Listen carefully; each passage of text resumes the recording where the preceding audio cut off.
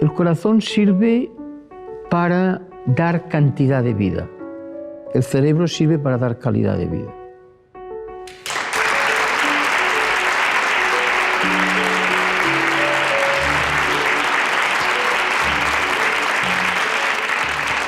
Yo quería ser jugador de tenis y simplemente, pues tal vez jugaba unas 4 o 5 horas al día y bueno, era del equipo juvenil de España y la realidad estuve que un día perdí el partido que me llevaba a mí a la Orange Bowl, que es el campeonato como la Copa Davis de juniors en Miami. El día que perdí decidí dejar la raqueta. Tuve la intuición de que yo no iba a ser un Rafael Nadal. Entonces me encontré perdido. Pero en el tenis que yo jugaba, que era el Tenis Barcelona, había un médico muy conocido, que era el doctor Farreras Valentí, y me dijo, quiero hablar contigo. Yo estaba absolutamente deprimido, no sabía qué hacer. Tú serás un gran médico. Digo, caramba, pero ¿dónde sale este tipo? ¿Cómo te lo puedo decir? Y bueno, él me había observado durante aquellos años porque él simplemente jugaba allí en el tenis y yo dije, bueno, pues si te lo dice este hombre, más vale que pares atención. Pues así decidí ser médico. Y básicamente lo que les quiero decir es la importancia de la tutoría, de la mentoría. Si alguien de aquella calidad intelectual te dice con seguridad que esto es lo que has de hacer, pues te lanzas al océano. Y esto ha sido mi vida, básicamente seguir consejos de gente que he tenido la confianza de lo que me decían era importante poder seguir. Esto simplemente es como yo empecé y toda mi vida básicamente ha sido siguiendo los consejos de personas que he tenido lo que llamamos en inglés great trust.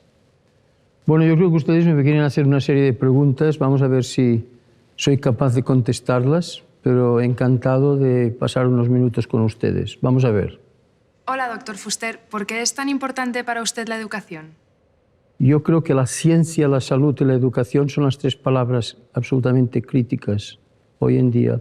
Le diré por qué es importante la educación. La educación quiere decir que usted sabe más y más, tiene muchas más variables para moverse en la vida.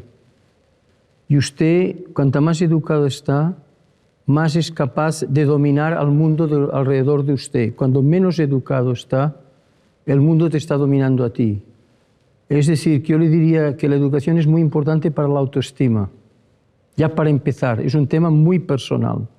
Si hablamos de educación a nivel cultural, a nivel regional, a nivel de un país, es lo mismo. Cuanta más educación hay, más entra el razonamiento apropiado para hacer simplemente escoger lo que es adecuado.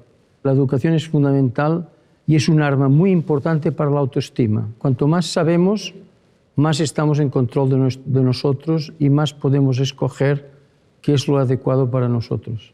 Doctor, ¿quiénes fueron esos maestros o mentores que ha mencionado que fueron decisivos para despertar su vocación como médico y como científico?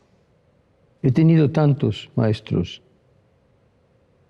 Básicamente, el primero fue el doctor Farreras Valentí, que por él llegué a ser médico. Luego vino un mentor muy importante en Inglaterra, en Liverpool, cuando empezaban los Beatles. Yo estuve allí, era estudiante de medicina de 2º año, y un patólogo inglés me mostró a mí una diapositiva y me dijo lo que era. Y en realidad era un coágulo de sangre de un paciente que había muerto de un infarto de miocardio. Yo le dije, ¿y este coágulo de sangre es la causa del infarto de miocardio o es la consecuencia? Y él me dijo, como todo científico nato, humilde, me dijo, no lo sé.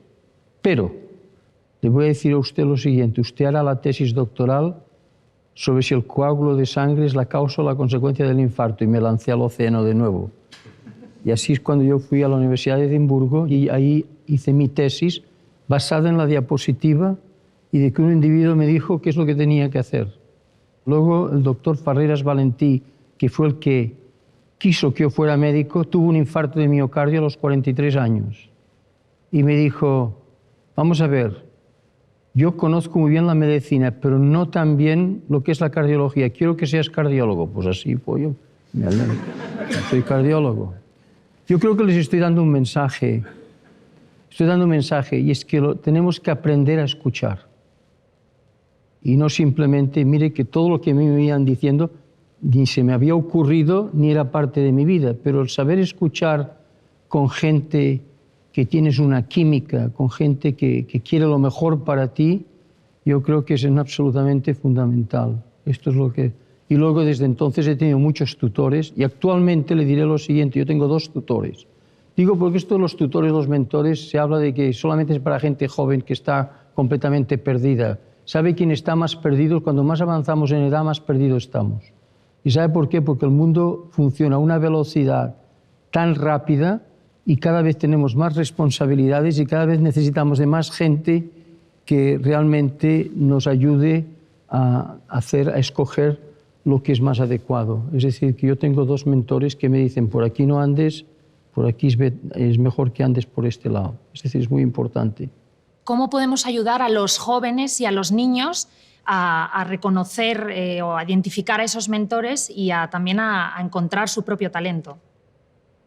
Bueno, yo creo que aquí tenemos un problema de generaciones y es que la pregunta que usted me hace me parece fundamental y es que no estamos parando atención a los niños ni a la gente joven.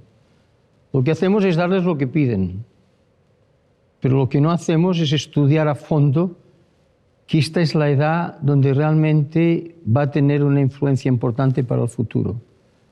Es decir, yo he trabajado con el grupo de Barrio Sésame, lo conocen, y básicamente es un programa educacional, pero allí yo aprendí que es en la edad de los 3 a los 6 años, cuando todo el ambiente que uno vive es fundamental para nuestra conducta como adultos. Es decir, ustedes que están sentados aquí, piensen cuando tenían 3 a 6 años y qué vivieron, y verán ustedes que aquello tuvo una influencia en cómo son ustedes hoy.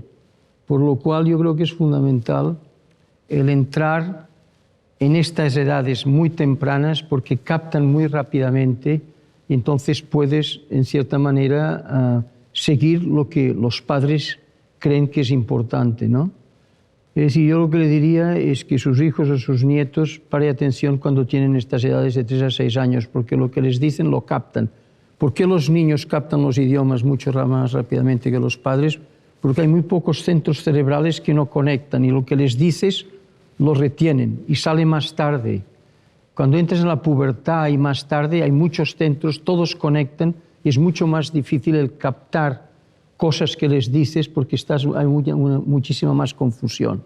Por lo cual, la ventana de la oportunidad es de los 3 a los 6 años. Entonces usted puede intervenir, por ejemplo, como lo hacemos nosotros, en temas de salud, que la salud es una prioridad y les enseñamos durante muchas horas lo que han de hacer, etcétera, a estas edades. Fundamental.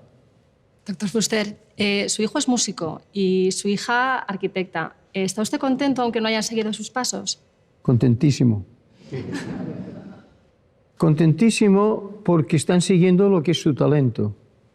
Es decir, no hay cosa peor que el intentar cambiar la vida de una persona.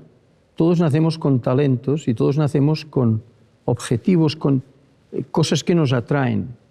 Yo no puedo que mi hijo o mi hija sean médicos, por ejemplo, si a mi hija le atrae más la arquitectura y a mi hijo le atrae la música. ¿Qué quiere que le diga? Yo tengo que aceptar cuál es el talento. Y usted creo que el punto que usted me está preguntando es muy importante.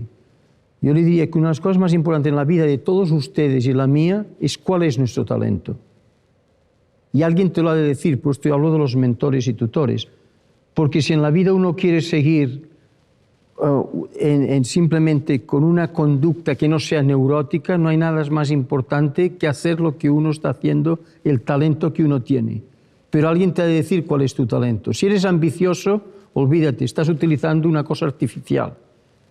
Haz lo que tu talento te hace. Es la mejor inversión que uno puede hacer en la vida. Por esto yo creo que todos somos iguales en este sentido, pero usted hará una profesión, yo me dedico a lo que estoy haciendo, y otro se dedicará a lo que está haciendo. Mire, yo cada mañana llego al hospital a las 5 menos cuarto de la mañana. Y soy amigo de todos los que limpian el hospital y barren el suelo. ¿Por qué? Porque están a aquellas horas, ¿no? Yo siempre pienso, fíjate, qué curioso, ¿no? Este tiene esta misión, yo tengo mi otra misión, pero yo no veo que son misiones distintas.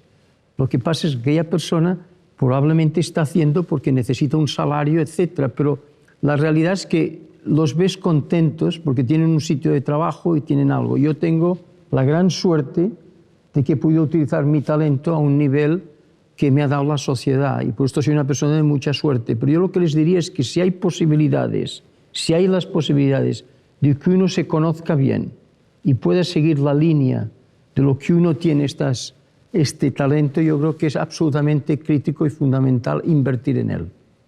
Doctor Fuster, ¿qué sabemos y qué no sabemos del corazón? Bueno, lo que sabemos del corazón es que está aquí y late, pero la verdad es que sabemos muy poco. Es decir, yo les puedo decir, yo soy cardiólogo y me preguntan muy a menudo, óigame, ¿cuál es lo último que ha salido en la ciencia? Yo digo, óigame, espere un momento, que hay muchas cosas que yo no entiendo y que aún deseo entender. Por ejemplo, el corazón late 60, 70, 80 veces por minuto con 4 válvulas que se abren y se cierran, con la sangre que entra y sale, y en cambio, fíjese usted, no pasa nada.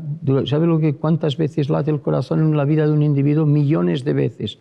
En cambio, un avión cada 4 días lo tienen que mandar al garaje para mirarle qué es lo que está equivocado, etc. ¿Cómo es que el corazón, que mecánicamente es tan complejo, no necesita de reparación? Somos nosotros que lo estropeamos. Es decir, que cuando usted me pregunta qué sabemos y qué no sabemos, sabemos muchas cosas del corazón, pero la base de cómo el corazón es intacto, con tantos años de latir y con tanta complejidad, esto para mí, yo no le puedo dar la respuesta. Y he hablado con muchos físicos y no tienen ni idea. Y lo que nos lleva al tema fundamental, que también me gusta decir, y es que el creer que científicamente ya lo sabemos todos, yo le diré que el que le diga a usted esto es un ignorante. En realidad sabemos muy poco, incluso de mi propia especialidad. Ustedes dirán, bueno, yo a este tipo no lo voy a ver si tengo un problema de corazón. Bueno, no, me puede venir a ver porque conozco bien la enfermedad y cómo tratarla, pero estudiar realmente cómo funciona el corazón y todas las bases biológicas, y esto yo le aseguro que es muy complicado, muy difícil. Doctor Fuster, ¿qué le diría a un chico o una chica adolescente que acaba de empezar a fumar? Vamos a ver, ¿qué le diría yo a un paciente? Por ejemplo, le digo otra pregunta, que viene, y como la vi yo ayer, una paciente que vino que pesaba 300 kilos. ¿Qué le dices? Esta paciente tenía 27 años. El tema es que nunca has de ser negativo. Punto número 1, absolutamente punto número 1. A esta persona de 16 años, que puede ser su hija, que ha empezado a fumar, no le recrimines, no has de dejar que esto te va a entrar en los pulmones y el cáncer y toda la historia. Es decir, vamos a ver, ¿por qué has empezado a fumar? Vamos a ver si podemos llegar a alguna solución, pero nunca ser negativo.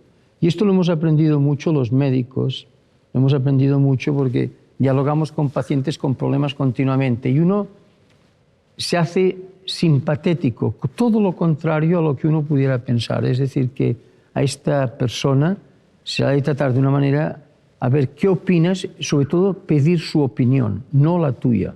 ¿Qué opinas? ¿Cómo pudieras dejar de fumar? ¿Qué crees? Yo ya sé, te entiendo, ¿me entiendes? Es decir, has de ser muy positivo. Y a partir de allí, pues vamos a ver si hay éxito o no. Doctor Fuster, ¿cuáles son los riesgos fundamentales para la salud de nuestro corazón y cómo podemos evitarlos? Bueno, para que ustedes me entiendan de una manera clara, hay 7 factores que son la causa del infarto de miocardio e infarto cerebral, que es la causa de mortalidad número 1, en un 75% de estos pacientes. Los 7 factores son los siguientes. Hay 2 mecánicos, uno es la presión arterial alta y otro es la obesidad. Luego hay 2 químicos, uno es un colesterol elevado y el otro es la diabetes, un azúcar elevado en sangre. Y luego hay 3 más de conducta, fumas o no fumas, haces ejercicio o no haces ejercicio, o comes mal. Comer mal no quiere decir obesidad, mucha sal, mucha grasa, etc. Pues estos son los 7 factores, 2 mecánicos, 2 químicos y 3 más de conducta. Entonces el tema es, ¿qué debo hacer? Pues esto también es como el corazón, ¿no? No sé yo lo que le puedo decir. Lo que sí le puedo yo es dar resultados que tenemos de los proyectos que estamos llevando a cabo. Los adultos no cambiamos individualmente. Los adultos cambiamos cuando tenemos otros adultos alrededor nuestro. Esto es muy importante. Hemos hecho estudios que me han convencido de que en temas de salud, al menos, el pensar que por uno sí mismo va a cambiar su vida de una manera sostenible, no 4 días que estoy gordo y tengo que ir a un casamiento y me voy a adelgazar, esto está muy bien, pero sostenibilidad no se consigue si no es con otras personas junto a ti, que pueden ser familiares, no pueden ser de familia, de comunidades, de grupos. Esto es simplemente lo que estamos encontrando en todos los estudios que estamos haciendo. El adulto, interesantemente, necesita de otros adultos para funcionar.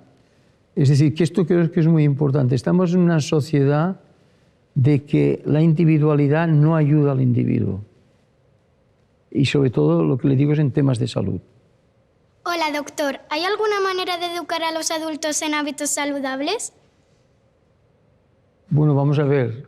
Para aspectos saludables, nosotros hemos hablado de riesgos, colesterol, presión arterial alta, obesidad.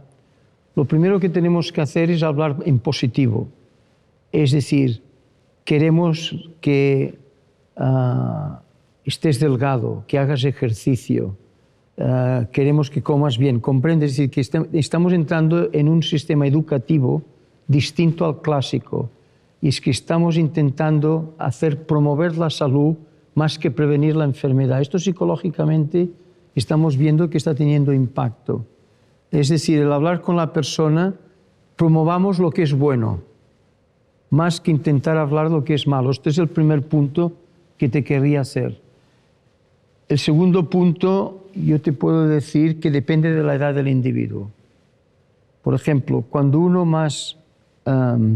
tiene más edad, cuando uno avanza en edad y se encuentra relativamente bien y tiene factores de riesgo, es difícil que los cambie. Por esto se necesita una aproximación de grupo, ¿me entiendes? De unirse.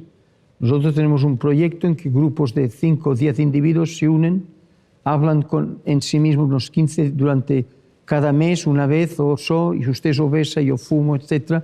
Es decir, que esto es importante para el adulto. Para los niños, no hay ninguna duda que, al menos nuestra experiencia, es que cuanto más temprana es la edad, más efecto tenemos. Por ejemplo, en niños y niñas de 3, ¿qué edad tienes tú? 9 años. Estamos empezando un proyecto de 9 a 11 años. Isabel Carvajal, que levanta la mano. Ella es la jefa de educación en los niños y niñas, ¿no?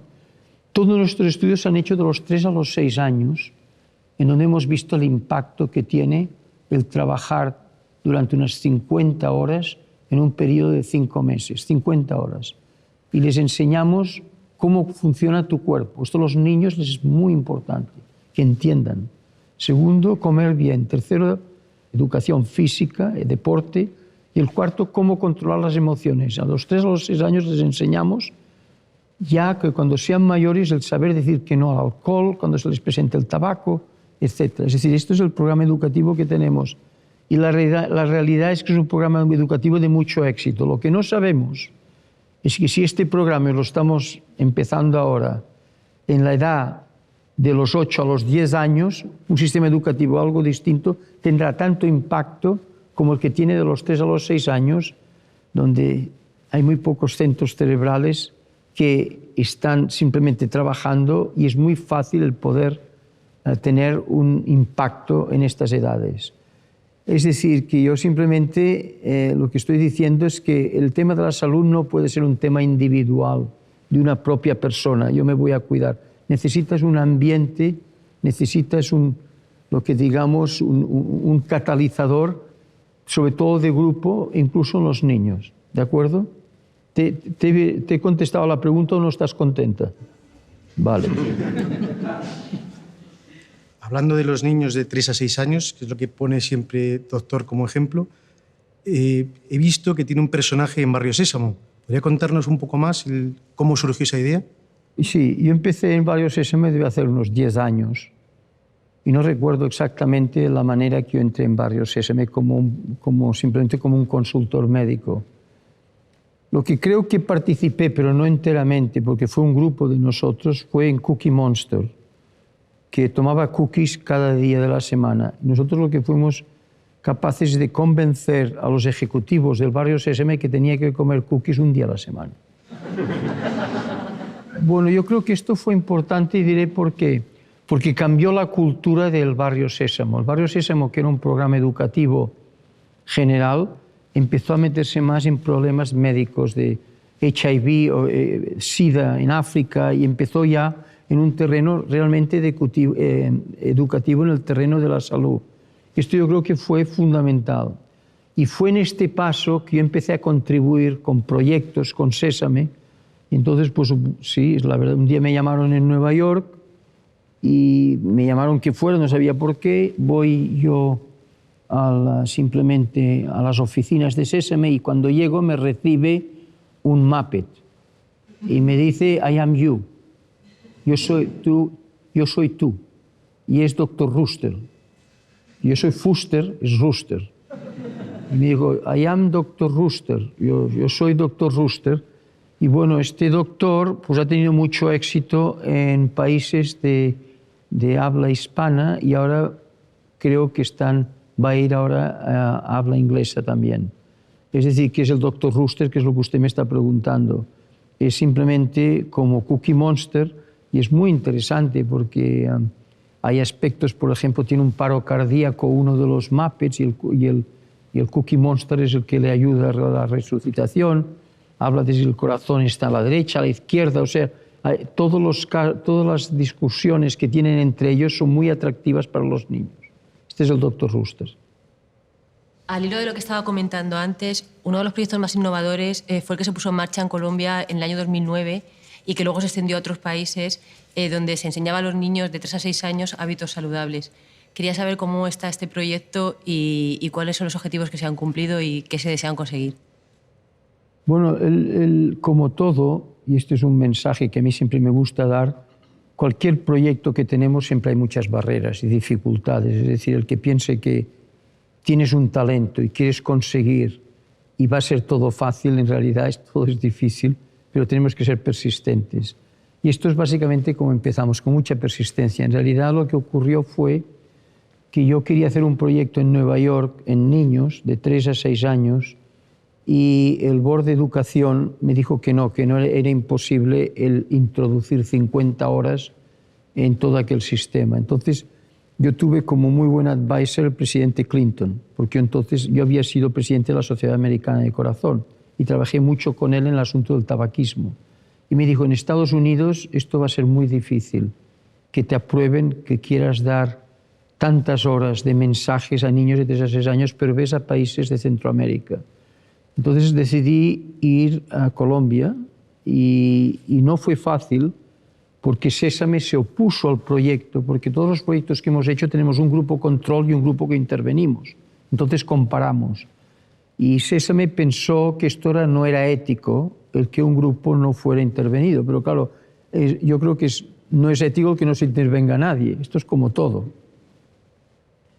Entonces hubo mucha discusión, yo salí de Sésame y finalmente me aceptaron de nuevo al cabo de unos días.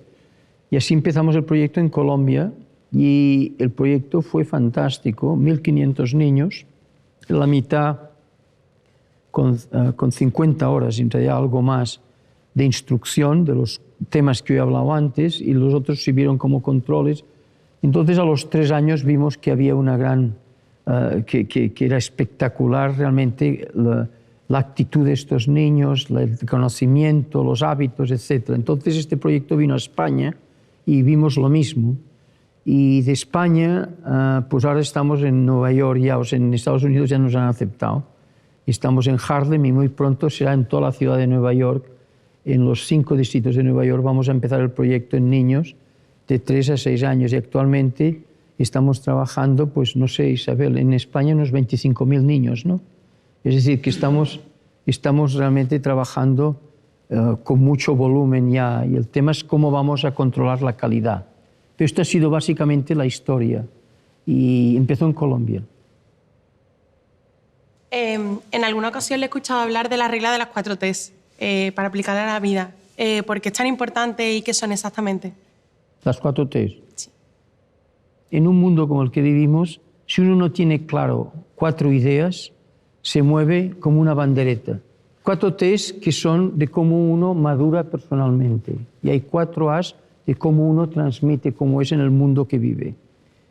Y las 4 T's, la primera T es simplemente tiempo a reflexionar. Es decir, cada uno de nosotros, al menos yo, 15 minutos al día pienso en lo que es prioritario, en lo que es no. Esto fue absolutamente fundamental.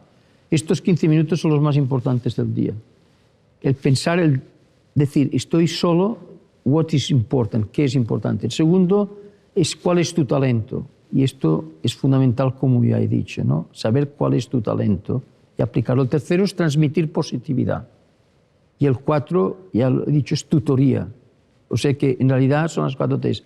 Luego hay 4 A's, que es cómo uno se presenta en el mundo, cómo uno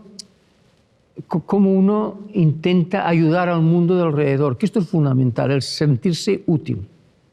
Esto es absolutamente crítico para lo que llamamos simplemente el self-esteem, la autoestima. Son 4 A's. Bueno, la primera es tener una actitud positiva. Yo encuentro barreras, pero las voy a solucionar. El mundo está lleno de barreras. Lo que no puedes decir es enseguida deprimirse, etc. Sino tenemos que solucionarla. El segundo es aceptar quién eres, no tu vecino. Si tu vecino tiene un Maserati, digo yo, y tú no tienes coche, porque no puedes, pues oye, yo no tengo coche, el otro tiene un Maserati, ¿en so what? ¿Me entiendes? El segundo. El tercero es la autenticidad. Y la autenticidad quiere decir, eres el mismo por la mañana, por la tarde y por la noche. No eres una persona cambiante, depende de con quién hablas. Yo veo pacientes que pueden ser presidentes de un país, pero al mismo tiempo veo pacientes que casi están sin techo. ¿Me entiende? Para mí son las mismas personas. Absolutamente. Y esto la gente que trabaja conmigo lo sabe perfectamente. No hay diferencia. Lo que les diferencia es cómo visten o lo que sea, pero no les diferencia lo de dentro. Un presidente de un país tiene un infarto y el pobre que yo veo en Harlem tiene un infarto, y yo le puedo decir que son la misma persona. La reacción, el problema, el estado emocional, el que no eres ya y has perdido tu misión de quién eres, etc. Es decir, que esto es absolutamente fundamental, autenticidad. Y el último más importante es el altruismo. Es decir, que en la vida yo me he dado cuenta, la gente más feliz y más son las que dan, no los que reciben. Por lo cual, estas son las 4 A's. Bueno, pues yo creo que he funcionado bien porque normalmente no me acuerdo. Es decir, pero estas son las 4 T's y las 4 A's. Las 4 T's son más personales. Las 4 A's son más cómo te transmites al mundo. Son fórmulas que ayudan sobre todo cuando meditas y estás 15 minutos pensando, sabes muy bien cómo estás funcionando y tienes una metodología. El problema de la sociedad actual es que puedes perder la metodología muy fácilmente, a menos que tengas este método de ser persistente y ser tú quien eres y dominar tú lo que está alrededor tuyo. Llevamos una vida cada vez más frenética. De hecho, he leído que usted trabaja más de 12 horas diarias. ¿Qué podemos hacer? Mi mujer dice que trabajo 16. Madre mía. Pues precisamente por eso. ¿Cómo podemos hacer para compaginar una vida saludable con el estrés y las responsabilidades del día a día? Mire, esto es como el sueño. Mira, le voy a decir a usted. La gente dice, es que se ha de dormir 8 horas y si no tu cerebro se descalabra. Todo esto es lo que se lee en los periódicos. Mire usted. El tema es mucho más complejo. El sueño es cuán profundamente uno... Yo duermo 4 horas al día, pero esto desde el día que nací. Por cualquier gen que tengo yo dentro, que pues bueno... Pero duermo muy profundamente. A mí no me vengan con historias, es que yo he de dormir... Si a mí me pone usted a dormir 8 horas, yo es que yo me vuelvo neurótico. ¿Por qué? Porque es lo que necesito cuando duermes con profundidad. ¿Me entiende usted? Y esto es con todo. Si yo, por ejemplo, lo que hago me gusta y me entusiasma, yo puedo trabajar 12 horas al día y me encuentro perfectamente muy contento por las 12 horas o las 16 horas. Lo que es importante aquí es que has de cuidar de otros aspectos. No es las horas que uno trabaja, es qué hace tu familia. Estás tú con tu familia, ves a tu familia, tienes una relación cualitativa y cuantitativa apropiada. Y esto es lo importante. Yo tengo una buena vida familiar, Isabel, ¿es verdad o no? Y trabajo muchas horas al día. Pero lo que quiero decir es que uno ha de saber compaginar estas cosas, ¿no? Pero el hecho de que uno trabaje 12 horas o 8 horas o 15 horas depende de si estás excited. Si te gusta lo que hago. Yo me gusta lo que hago. Yo a veces diría es que me quedaría trabajando más horas, pero la verdad es que tienes una familia y hay otros aspectos, como digo, ¿no? Pero creo que es muy difícil el medir estas cosas y el sacar conclusiones de que cada uno ha de simplemente trabajar un número de horas distintas. Hay gente pues, que 4 horas ya se cansan. Pues bueno, yo lo que digo es que depende mucho de lo que representa este trabajo para ti. Y aquí no hago juicio de nada. Con el tema de la compatibilidad, de compaginar la vida personal y la laboral. Muy complicado. Mira usted, yo lo veo muy complicado hoy en día. Le recomiendo los 15 minutos al día. Pues sí, tomo nota, tomo nota. No, pero se lo digo de verdad, es que no se rían, ¿eh? Estos 15 minutos entran en este tema. Tú piensas y dices, bueno, ¿ayer qué día fue? Pues te das cuenta de lo que funciona en ti. No. Si tú no tienes estos minutos, tú te metes en un tren y no sabes el destino.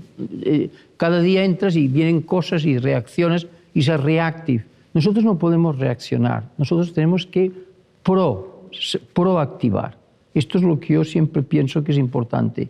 Y para esto uno se ha de conocer muy bien y sobre todo reflexionar muchísimo. Esto es lo que básicamente les diría a ustedes. Doctor Fuster, en su libro La ciencia de la larga vida habla mucho de la felicidad. ¿Cómo influye la felicidad en nuestra salud?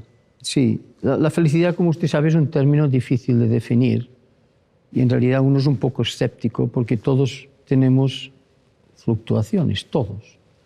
Pero sí que le puedo decir la estabilidad de la persona que te da esta sensación de autodominio, de autoestima, de que yo soy y soy quien soy y hago lo que tengo que hacer. Y aquí hay 3 aspectos distintos, vamos a ver. La felicidad se califica hoy, no la felicidad, la estabilidad con 15 puntos. 5 puntos quiere decir, cuando yo me levanto por la mañana y tengo el día delante mío, estoy excited, I am excited, estoy estimulado, me gusta lo que va a pasar hoy, voy al trabajo o voy a lo que sea, o voy al jardín, a las flores, lo que sea, estás estimulado. Y los puntos van de un punto que quiere decir que tú no te levantarías de la cama, a los 5 puntos que quiere decir estoy ancho para el día que viene ahora, número 1. El número 2 es la inestabilidad emocional, es decir, hay gente que un día está de una manera emocional y otro día está de otra. Y aquí hay también 5 puntos. La estabilidad emocional, que cada día eres más o menos el mismo, de punto 1 a punto 5. Y el tercero es el más importante, que se está viendo ahora más y más, porque esto se está estudiando mucho. Y el tercero es, ¿tiene tu vida un objetivo final? Un objetivo, tu familia o tu religión o lo que quiero, un objetivo que te mueve. Este es muy importante. Entonces, cuando hablamos de felicidad, yo hablaría de estabilidad, de autodominio, de autorrealización, de autoestima. Esto es lo que estoy hablando. Pues estos son básicamente los 3 estadios que se están siguiendo y hay una puntuación. Y esto lo estamos haciendo ya en algunos de los proyectos que estamos empezando ahora. Es decir, que esta es la manera que se mide. Básicamente, estos 3 aspectos son importantes. Doctor, vi el otro día su documental Making Rounds y me llamó mucho la atención la ciencia de examinar y diagnosticar a los pacientes antes de realizar una prueba. ¿En qué consiste y qué podemos extraer de ello? Bueno, mire, el documental, la razón del documental es que hoy en día la gente joven que estamos entrenando para ser médicos, y en mi caso médicos cardiólogos, el problema que nos encontramos es que la educación es muy tecnológica. Entonces estos individuos jóvenes no saben cómo hablar con el paciente. Es decir, lo único que miran son máquinas y resultados, etc. Y esto, nuestra vida es una vida que todo se mueve. Es decir, que que resultados estáticos no te están diciendo lo que está pasando. Pero hay un punto más fundamental, y es que de lo que nosotros vemos en enfermedad diaria, el 50% es psicológico. Lo que le estoy diciendo a usted es lo siguiente: si usted me viene a ver a mí, o que tiene palpitaciones, o que tiene dolor de pecho, o que etcétera, etcétera, o que se fatiga cuando usted sube por una cuesta, yo ya le puedo decir que lo que está diciendo naturalmente es importante, pero hay un componente dentro que es más fundamental, o igualmente fundamental, es cómo usted percibe lo que le pasa y cómo usted, en cierta manera, según su estado emocional, genera lo que se le está pasando. ¿Es que me ha entendido? Consciente o inconscientemente. Entonces, ¿cómo puede uno trabajar con máquinas cuando en realidad no tienes el tiempo para hablar con el paciente? Esto es lo que estoy diciendo. Entonces hicimos este documental, que es básicamente pacientes que están ingresados en una unidad intensiva, en donde dos individuos, uno más senior que yo, simplemente pasan visitas. Lo que el documental trata de explicar es cómo nosotros manejamos el paciente. Por cierto, ni teníamos ni idea de dónde estaban las cámaras. Es decir, que aquel documental que usted ha visto es real. No estábamos a hablar con este paciente porque está una máquina detrás que te está filmando, en absoluto. Ellos nos siguieron durante un mes cómo tratamos un enfermo en la unidad intensiva y simplemente cómo lo manejamos. Y el documental, yo creo que el mensaje es el que usted está hablando, es que el trato con el paciente es tan importante como la tecnología. Es básicamente el documental. Sí. Doctor Fuster, usted explica muy bien la estrecha relación que hay entre el corazón y el cerebro a lo largo de las distintas etapas de la vida. Me gustaría que nos lo contara. Hay dos aspectos importantes. Primero hablemos de enfermedad, luego hablaremos de salud. Desde el punto de vista de la enfermedad, lo que es muy reciente y es nuevo es que los mismos factores que afectan al individuo, les he dicho 7, afectan las pequeñas arterias del cerebro. Y hoy hemos visto que un gran número de gente que tiene demencia cerebral es porque los mismos factores de riesgo que dan lugar al infarto, que son los 7 que le he dicho, no se ha tomado cuidado de ellos y afectan las pequeñas arterias del cerebro, se cierran y esto afecta el estado cognitivo del individuo y se entra en demencia.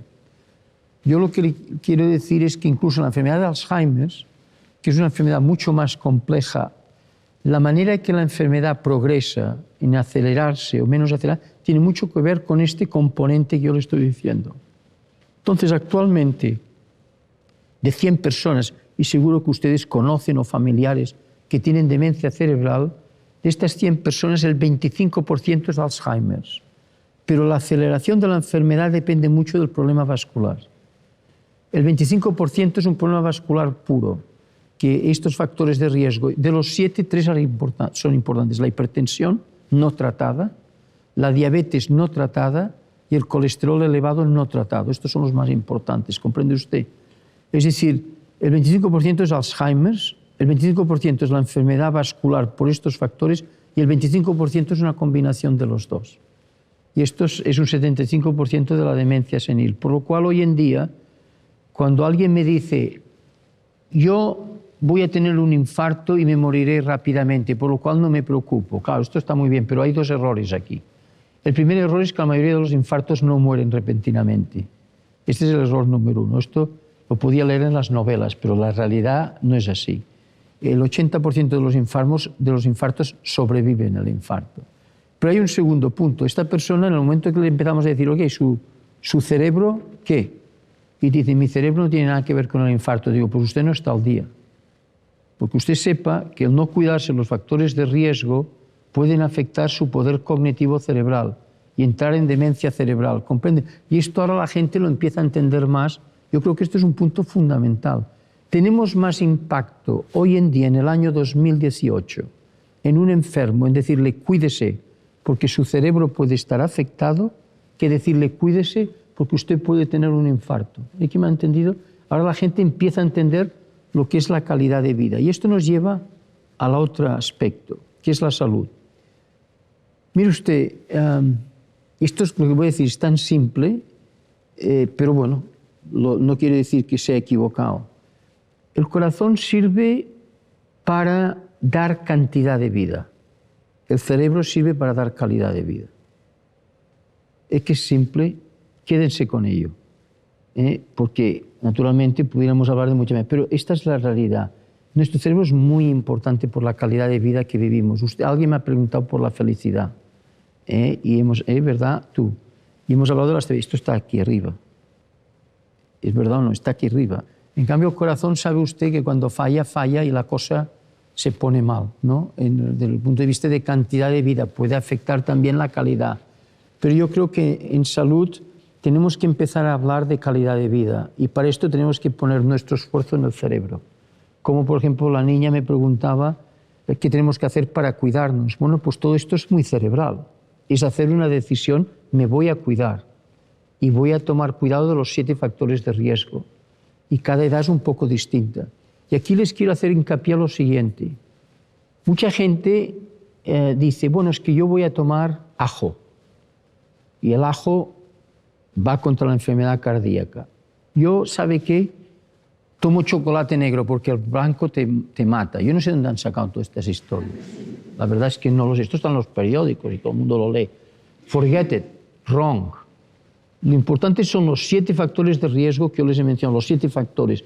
Y lo importante es cómo su cerebro está preparado para cuidarse de estos 7. Esto es lo que es la salud, tu contestación. No es uno de ellos. No es decir que, por ejemplo, yo voy a correr 7 millas al día y luego llegas a la nevera y tomas lo que te da la gana. El tema es muy distinto. Si queremos hablar de salud, que yo creo que es el tema general que estamos hablando, cuidarse es tomar cuidado de todos los factores de riesgo. Y esto es una decisión personal. Y lo que digo es que estas decisiones personales normalmente funcionan cuando uno lo hace con la comunidad, con otra persona o con otra gente. ¿Entiende? Esto es básicamente como yo lo veo. Pero es importante todo el conjunto, no simplemente el decir que uno particularmente es el que yo voy a cuidarme. Y luego no decir tonterías con lo del ajo y el chocolate y toda esta historia.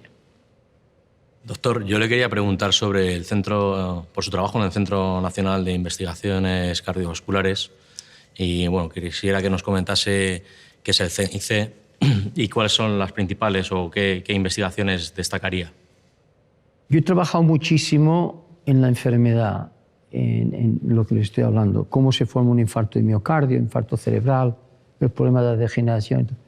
Pero llegué a una conclusión cuando tuve simplemente una posición de trabajo más mundial, que fue presidente de la Organización Mundial del Corazón, donde empecé a visitar yo países de economía baja. Y allí me di cuenta de que en realidad pudiéramos tener mucho más impacto en aspectos de salud, escuchaban mucho más que en países de economía alta. Pero el aspecto que me llamó más la atención es la importancia de la gente joven. Es decir, yo me he dado cuenta viajando que en países de economía baja, cuando hay tan pocas posibilidades, la gente joven enseguida se ancla a cosas que les puedas decir o los puedas motivar. Y esto a mí me llevó a completamente cambiar mi vida. Esto fue en el año 2005, en donde me dediqué a utilizar toda la tecnología que yo utilizaba para conocer la enfermedad y pasarla hacia la salud, que es lo que estamos hablando. Y luego dedicarme a la gente joven. Entonces me llamaron para si yo pudiera llevar a cabo un centro en España. Y bueno, pues España yo nací, pero salí de aquí hace 45 años. Y pensé yo, mi experiencia como estudiante de medicina no fue buena. ¿Por qué? Porque iban suplentes a dar las clases, en fin. Y entonces esto es lo que me hizo a mí marchar de este país. Pero luego, posteriormente, con toda mi experiencia, digo, a lo mejor yo puedo hacer algo en el país. Y si puedo hacer algo es en la investigación y sobre todo en motivar a gente y luego en gente joven. Y por esto yo vine al CNIC en Madrid, aquí. ¿Por qué? Porque es un centro que lo hemos sacado desde abajo. Hemos ido al bachillerato, gente de 16, 17 años, los que tienen más interés por creatividad, etc. Y así sacamos el CNIC. Por una parte, el CNIC es gente joven. Y esto yo creo que ya está funcionando. La verdad es esta. Pero por otra parte, cuando uno entra en investigación, has de tener la tecnología más avanzada. Y en este caso, al mismo tiempo que subimos la gente joven, decimos, tenemos que tener el sistema, digamos, tecnológico más avanzado en el mundo. Pero claro, aquí hay un problema. El ir a buscar a la gente joven no es difícil si te lo propones, pero tecnología, primero necesitas dinero. Entonces yo acudí, el CINIC es del gobierno, ese Centro Nacional de Investigación Cardiovasculares simplemente es un centro público del gobierno, pero yo fui a buscar dinero privado, no de la industria farmacéutica, porque no quería enrolarme con la industria, pero de gente que estuviera interesada socialmente en sacar a gente joven adelante y la mejor tecnología. Y sí hubieron 14 industrias, y esto es el ProCINIC. Y entonces empezamos, con gente joven y con la tecnología más moderna. Entonces viene el segundo aspecto. ¿Y con todo esto qué haces? Bueno, pues lo que haces es investigación molecular, genética, trasladada al paciente. ¿Comprenden ustedes lo que se llama translational research? Es una investigación aplicada. Entonces el CINIC lo que estamos haciendo es una cosa que en España pues no funcionaba. Aquí en España los investigadores estaban divididos entre los que hacían mucha ciencia básica y los que hacen mucha ciencia aplicada al paciente, pero no sin unión. Entonces en el CINIC lo que hemos hecho es gente joven, motivarlos, tecnología lo más avanzada posible, y en todo esto el ProCINIC nos ha ayudado, y luego, desde el punto de vista de dinero estatal, de dinero que viene del gobierno, vayamos a unir los investigadores a nivel básico molecular con aquellos que están más centrados en los pacientes. Estamos todos unidos. Por lo cual el CINIC es un poco la elaboración de un sueño de lo que uno puede hacer en un país en donde pues yo mi experiencia, tanto en investigación como en tecnología, como en gente joven, darles motivación, en al menos cuando yo estudié medicina, dejaba mucho que desear. Y en estos momentos pues yo vengo aquí un día a la semana. Hoy he venido, vengo de Nueva York hoy, pues vengo muy motivado, porque cuando yo llego al CINIC hay dos cosas que son una paradoja. En el avión leo el periódico y me deprimo, absolutamente deprimido. En el momento que yo dejo el periódico y llego al CINIC, yo soy otra persona. Un ambiente joven, de gente motivada, de gente que quiere ir adelante, ¿comprende usted? Es decir, que es otro ejemplo de lo que uno se siente motivado. Uno puede tomar un avión un día a la semana si es que realmente está motivado. Y este es un claro ejemplo, lo del CINIC, la pregunta que usted me ha hecho. ¿Cómo podemos hacer para despertar las vocaciones científicas en los jóvenes de nuestro país?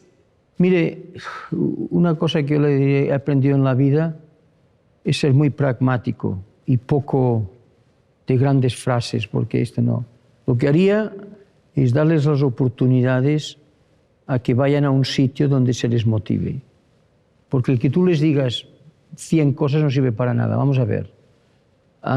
Yo me acuerdo muy bien que cuando yo empecé medicina, me dieron un premio, no sé, para ir a escuchar a neurólogos en el Benéndez y Pelayo de Santander.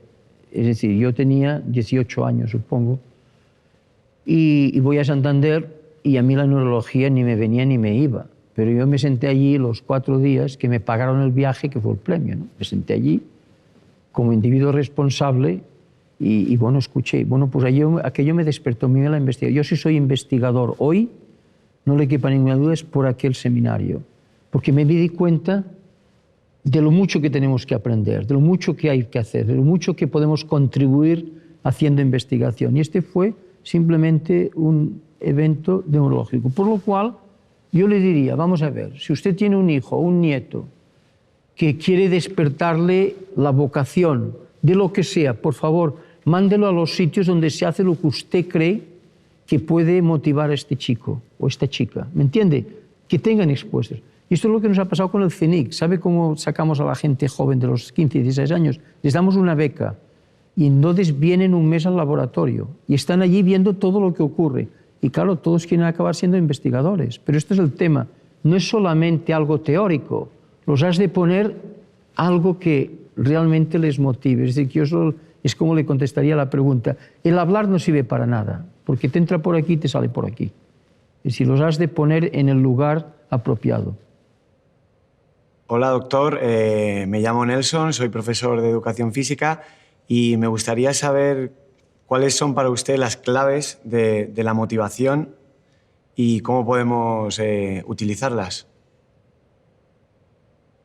Mire, yo tengo un libro que, por cierto, no vengo aquí a vender nada, pero contesta su pregunta. Se llama El Círculo de la Motivación. lo escribí hace 4 años, y ahora lo están traduciendo precisamente al inglés. Y básicamente consiste en lo siguiente, consiste en que cuando hacemos algo nuevo, no hay motivación, empiezas y puedes errar, no puedes errar, pero si tienes éxito te mueves hacia arriba. Y cuando estás arriba, si tú crees que tienes mucho éxito, te pones a dormir. Por lo cual es importante el no bajar para abajo, sino ir más para arriba. Entonces lo que ocurre, y esto es muy frecuente, que cuando uno se piensa que lo ha alcanzado todo, pues se pone a dormir, ¿no? O sea, la pasividad.